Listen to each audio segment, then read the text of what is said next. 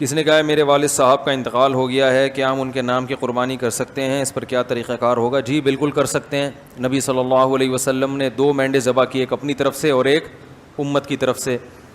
اور آپ نے ایک دفعہ ایسا بھی کیا کہ ایک قربانی اپنی طرف سے اور ایک ان کی طرف سے جو قربانی نہیں کر سکے.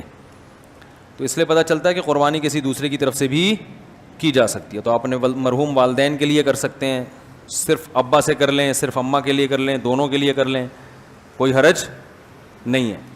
ہاں اب دونوں کے لیے کریں گے تو کیا ثواب تقسیم ہو کے ملے گا دونوں کو؟ یہ ایک سوال ہے. بھائی سمجھ میں آ رہا ہے؟ بھائی ایک بکرا، ایک دمبا یا گائے کا ایک حصہ آپ کے مرحوم والدین دونوں کے لیے کر لیا آپ نے، تو کیا آدھا آدھا دونوں کے لیے ہوگا یا دونوں کو پورا پورا ثواب ملے گا؟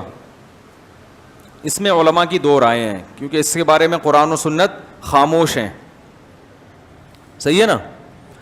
ابے بھائی بکرا ایک ہے اور ہو رہی ہے مرحوم ابا اور اماں دونوں کی طرف سے، تو کیا آدھا آدھا ابا اماں کو ثواب پہنچے گا یا پورے پورے بکرے کا پہنچے گا؟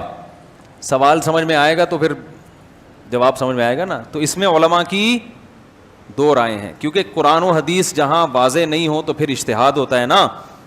تو بعض جی نہیں، مرحوم میں زیادہ کے لیے بھی ہو سکتا ہے.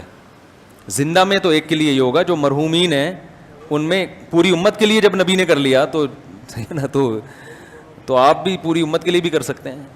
اصل میں ہوتا وہ آپ ہی کی طرف سے ہے، تو آپ چونکہ ایک ہیں تو آپ ایک ہی بکرا کریں گے، لیکن اس کا ثواب پہنچایا جاتا ہے زیادہ لوگوں کو. تو وہ 2 کے لیے بھی ہو سکتا ہے، 10 کے لیے بھی ہو سکتا ہے، پوری امت کے لیے بھی ہو سکتا ہے، وہ زندوں کے لیے بھی ہو سکتا ہے، لیکن وہ ہوگا پھر آپ کے لیے. لیکن جب آپ قربانی 2 کی طرف 2 زندوں کے لیے کر رہے ہوتے ہیں، پھر وہ دونوں کے لیے الگ الگ ہو رہی ہوتی ہے، اس میں ایک میں 2 آدمی شریک نہیں ہو سکتے. لیکن صرف ثواب پہنچانے کی حد تک جہاں تک بات ہے تو ثواب پہنچانے میں تو 10 کو پہنچا دیں آپ.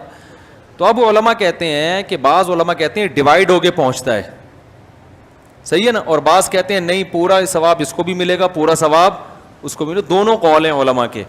تو اس لیے افضل تو یہی ہے کہ ابا کے لیے الگ کر لیں، اماں کے لیے الگ کر لیں، افضل یہی ہے. اور اگر نہیں کر سکتے دونوں کے لیے کر لیں، ایک ہی کر لیں دونوں کے لیے. اللہ پہنچانا چاہے گا تو دونوں کو پورے